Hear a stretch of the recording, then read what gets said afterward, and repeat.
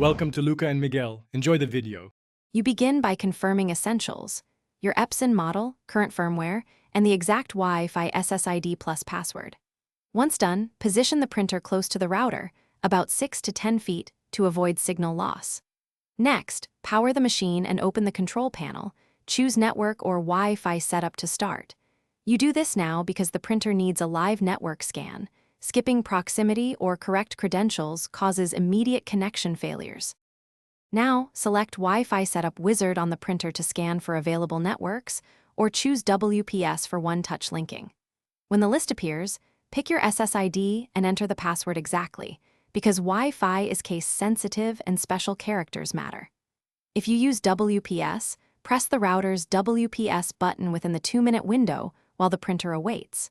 Make sure status lights on the printer and router indicate negotiation. If progress stalls, cancel and retry the same method once more. Finish by printing a network status page to confirm a valid IP address and that the printer is listed as connected.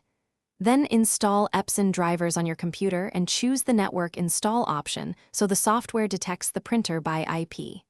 If printing from mobile, add the printer in your app.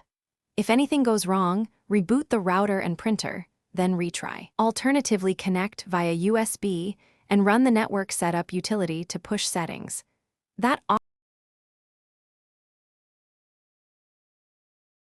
Thanks for watching and please subscribe. It's the best investment you'll ever make.